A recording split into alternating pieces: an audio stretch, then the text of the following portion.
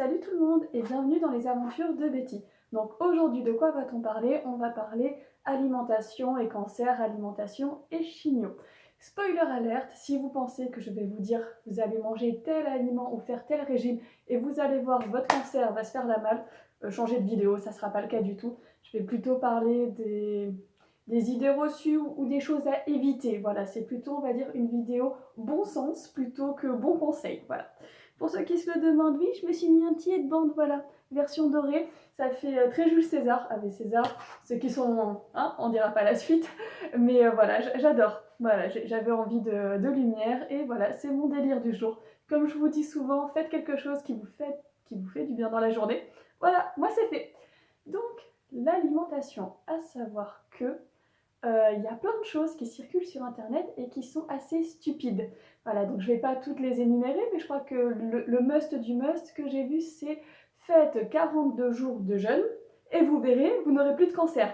Alors oui, tu n'auras plus de cancer, peut-être, mais en même temps, tu seras plus là non plus. Parce que 42 jours de jeûne, je ne sais pas si vous visualisez dans votre tête, dans quel état d'amaigrissement, dans quel état de fonte musculaire, dans quel état mais déplorable vous allez être.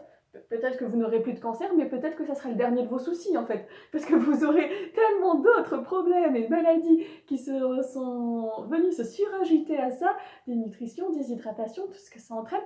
Enfin, je veux dire, c'est... Voilà. Non, ne faites pas ça, ça ne vaut pas le coup. On a d'autres choses actuellement qui existent, hein. On a quand même une médecine qui est performante, sachant qu'en plus, dans tout ce qui est oncologie, cancérologie, c'est quand même là où nous avons les personnels de santé, je trouve, qui ont l'esprit quand même le plus ouvert sur d'autres choses. Donc avant de faire des conneries comme ça, il faut leur en parler. D'ailleurs, voilà, ça sera vraiment la seule chose qu'il faudra retenir de tout ce que je vais vous dire, c'est que peu importe ce que vous avez décidé de faire, peu importe ce que vous avez envie d'essayer, parlez-en. Mais parlez-en avant de le faire. Parlez-en à votre oncologue, à votre médecin traitant, à l'infirmière qui vous soigne, qui vous dira d'aller en parler à votre oncologue d'ailleurs, pour ne pas faire des choses qui vous mettent en danger, qui interagissent avec les médicaments qu'on vous fait, ou de quelque chose qui ne sert à rien parce qu'il y aura eu des expériences, etc., qui auront prouvé que ça ne sert à rien, ou qui puissent vous mettre en danger. Donc déjà, il faut savoir que tout ce qui est plante, par exemple, ça sert de médicament aussi. Donc avant de vous dire non mais c'est bon, je prends que des plantes, j'en parle à personne, oui, mais les plantes, ça peut avoir réellement un impact sur les organismes, sur l'assimilation de certains médicaments, donc il faut leur en parler. Ça serait quand même dommage de vous prendre genre un aliment, une plante ou quoi que ce soit, qui limite l'efficacité de votre chimio. Je veux dire, la chimio c'est chouette, mais si on peut éviter de limiter son efficacité, enfin voilà. Donc que des choses comme ça. Par exemple, je vous ai souvent dit le pamplemousse.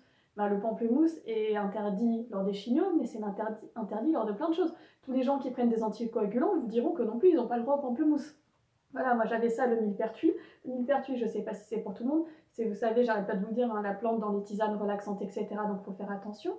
Je sais aussi que pour certains types de cancer du sein, pas le mien, mais il y a un type de cancer du sein très spécifique, je ne sais plus lequel, mais c'est hormonodépendant, machin chose bidule chouette, où le soja n'est pas forcément conseillé. Donc avant de vous faire un méga plateau de sushi avec la sauce soja, demandez si vous y avez le droit, enfin ce genre de choses. Donc vraiment, si vous devez retenir qu'un seul truc, c'est avant de vous lancer dans quelque chose, parlez-en à votre médecin. Si vous voyez qu'il n'a pas l'esprit ouvert ou quoi que ce soit, ou que vous n'êtes pas en confiance pour lui en parler, peut-être demander un autre avis. Parce qu'il faut vraiment être en confiance avec l'équipe médicale qui vous soigne tout entière, et ça vous permettra vraiment d'être bien et de vous exprimer, de dire j'ai lu ceci, j'ai lu cela, qu'est-ce que vous en pensez, qu'est-ce que vous me conseillez. Voilà, première grande partie, parlez-en à votre médecin. Maintenant, je vais vous dire mais que des évidences, des choses que vous savez déjà. Mais je pense qu'il est utile de les rappeler. Donc il y a plein de super aliments, voilà, qui sont en vogue en ce moment. Bah oui, les super aliments, oui, c'est important il y a plein de choses qu'on n'a pas assez dans notre alimentation. Nous avons bien souvent une alimentation trop riche en glucides et trop riche en mauvaises graisses ou en ce qu'on appelle les aliments trans. Donc c'est trans pas pour transsexuels, mais pour transformer en fait des aliments ultra transformés. Donc dites-vous bien que tout ce qui est ultra transformé, trop riche en sucre, trop riche en sel, trop riche en tout ce que vous voulez, est mauvais à la santé. Donc vu que c'est mauvais à la santé, normalement, c'est mauvais à la santé si vous êtes en chimio ou que vous avez un cancer ou quoi que ce soit. En fait, la meilleure alimentation quand on a une chimio, quand on a un cancer, c'est de manger sain et équilibré et d'éviter tout ce qui est aliments transformés, plats préparés déjà tout fait, tout ce qui est malbouffe, junk food, etc. Tout ce qu'on vous dit tout le temps qu'il vaut mieux éviter. S'il faut l'éviter en temps ordinaire, dites-vous bien qu'avec un système immunitaire défaillant, avec une tumeur ou quoi que ce soit, on ne va pas vous recommander, oui, faites-vous des McDo tous les jours, McDo, KFC, Burger King, toutes les marques que vous voulez. Oui, achetez-vous que des plats tout faits qui sont tellement riches en gras, en sucre, etc. Qu'en plus de venir ne pas vous aider sous chimio, ça va carrément boucher vos artères et vous créer d'autres problèmes. Et oui, pourquoi ne pas avoir un petit diabète en plus? Pourquoi ne pas avoir une maladie cardiovasculaire pour couronner le tout? Parce qu'un cancer, c'est pas suffisant. Enfin, vous voyez, je vous le dis avec le sourire, je vous le dis en plaisantant, mais vous comprenez la logique. Le but du jeu, c'est de prendre soin de vous. Donc, je sais que c'est pas toujours évident. Quand on a des nausées, quand on a plein de choses, j'ai pas dit que c'était la panacée de manger sain et équilibré. J'ai pas dit que quand on va pas bien, ben oui, on va se lever, on va se faire un plat qui prend 30 ans à préparer. Non. Mais il y a quand même des choses qui sont moins mauvaises. Il y a quand même des choses qui sont faciles à préparer. Il y a des aliments là qui reviennent au goût du jour et qui sont bons. Tout ce qui est légumineux, tout ce qui est les légumes qu'on appelle les vieux légumes, les légumes oubliés ou quoi que ce soit, et ben pensez à les intégrer dans vos repas, tout simplement parce que et ben, des pâtes tous les jours, c'est pas forcément une alimentation équilibrée. Je vous dis pas que les pâtes c'est mauvais, mais on mange trop de glucides en règle générale, que ça soit des sucres lents ou des sucres rapides, on explose le taux quotidien en règle générale dans nos pays. Donc voilà, essayez de mixer les assiettes. Pareil, ne démarrez pas des choses, par exemple, si vous êtes végétarien de base, vous savez déjà comment vous suppléer en protéines végétales, etc. Donc à la limite, votre alimentation ne va pas changer. Moi, je sais que mon oncologue, il m'avait demandé quand on parlait d'alimentation, si par exemple je m'étais mise à arrêter de manger de la viande. Je fais non, j'en mange pareil qu'avant. Ni plus ni moins, je ne suis pas une grosse mangeuse de viande, j'en mange pas matin, midi et soir ou quoi que ce soit comme certains, mais il m'avait dit voilà, de surtout ne pas arrêter totalement ma consommation de protéines, donc notamment de viande, pendant la chimio parce que justement ça aide au bon fonctionnement et à la bonne efficacité. Donc si vous êtes végétarien, vegan ou quoi que ce soit déjà de base, mais que vous le faites de façon intelligente, c'est-à-dire que vous arrivez à suppléer les manques de votre alimentation, pas de souci, mais ne vous y mettez pas pendant la chimiothérapie.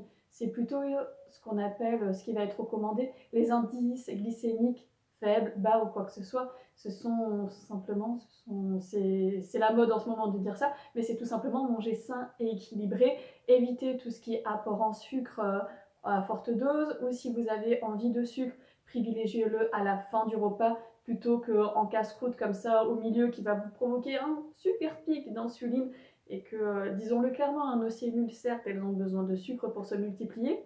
Et vous savez quelle autre cellule se multiplie?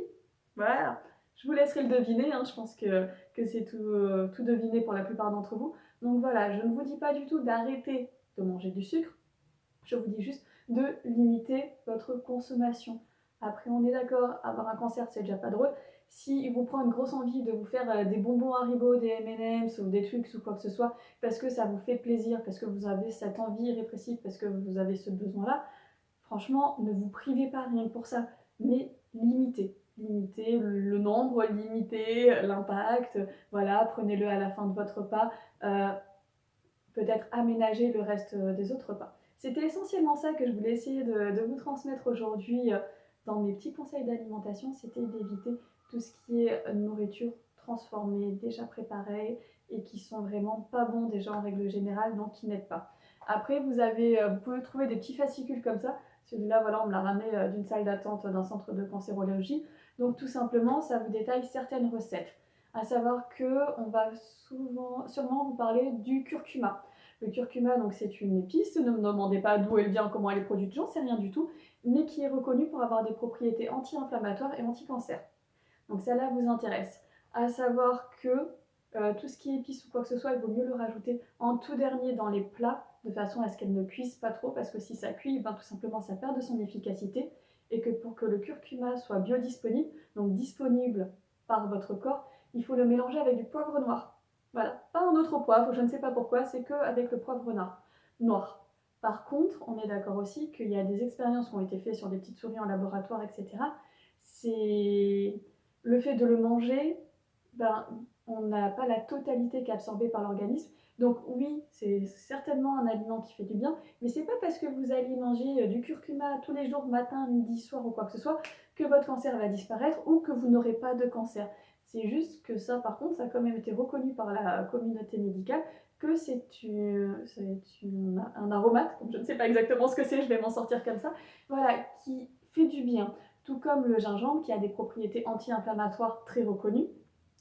Anti-inflammatoire, je crois antiseptique. Donc le gingembre qui est très bon, et notamment si vous avez des nausées, vous-même vous connaissez le gingembre, parce que mais le gingembre c'est la vie aussi quand on a des nausées. Bizarrement, saupoudré sur un plat ou même dans du thé ou dans de l'eau, ma maman m'avait fait de l'eau avec du gingembre râpé, mais c'est trop bon et quand on a des nausées, ça passe tout seul. D'ailleurs, grosse surprise, quand on a des nausées, moi je pensais qu'il fallait manger que des aliments fades ou quoi que ce soit, et ben en fait je me suis retrouvée à manger certains plats épicés. Je vous dis pas piquant, mais je vous dis épicé, tout simplement parce que, ben, mine de rien, ça passe bien quand même quand on a des nausées.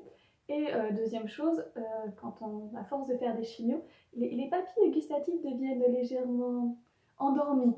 Donc je sais pas si vous avez remarqué, mais moi je sais que je sale plus maintenant qu'avant. Donc oui, je sais, c'est pas bon, mais sinon j'ai du mal à sentir les goûts. Donc voilà, j'ai tendance à mettre un petit peu plus d'épices parce que justement j'ai un peu ces papilles endormies. Donc je vais rajouter de la saveur à mes plats. Donc n'hésitez pas à faire ça aussi. Si manger ne vous attire pas ou quoi que ce soit, que vous avez l'impression que tout est fade, les épices, franchement, ça va être magique. Il faut foncer, il faut aller là-dedans. Donc je vous disais le gingembre c'est génial, les épices aussi. Et double effet, en plus ça aide un peu contre les nausées. Vous avez le miel aussi, alors le vrai bon miel, hein, je ne vous dis pas le miel produit en gros, etc., mais qui a des propriétés antiseptiques. Vous avez plein de bons aliments qui vont avoir en plus d'autres propriétés. Donc n'hésitez pas à aller vous renseigner là-dessus. Il y a des sites internet qui sont assez bien faits. Moi j'habite à Nice, il y a une association cancer qui s'appelle SOS Cancer, qui a aussi un site internet. Donc, le site en lui-même, il n'est pas forcément très intuitif. Par contre, il y a un onglet alimentation que j'ai trouvé extraordinairement bien fait et bien détaillé, qui vous détaille un peu toute l'alimentation qui est conseillée, déconseillée ou quoi que ce soit. Il y a des choses des fois qu'on ne sait pas. Donc si vous avez envie d'y faire un tour, ça peut être assez sympa.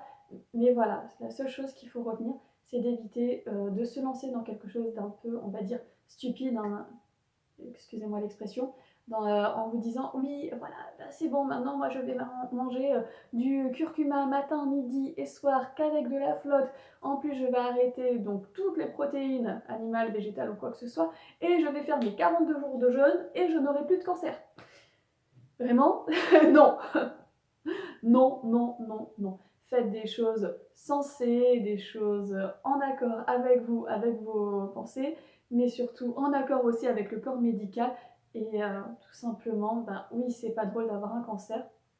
On ne gère rien quand on a un cancer. C'est un peu les gens qui vous disent bon, bah là, t'as tel rendez-vous, là, t'as tel examen, là, t'as telle chimiothérapie, etc. Donc, je comprends que l'alimentation a un tel pouvoir sur les gens, tout simplement. En tout cas, moi, je sais que ça m'a beaucoup aidé de me concentrer dessus parce que c'était la seule chose qui ne dépendait que de moi et que je pouvais maîtriser. Donc oui, c'est vrai que ça donne un peu une sensation, un sentiment de pouvoir.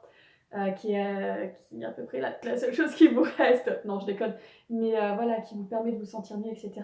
Donc servez-vous-en pour manger sain, équilibré. Servez-vous-en pour penser à vous hydrater. En règle générale, on ne boit pas assez d'eau. Donc pensez bien à vous hydrater. Voilà.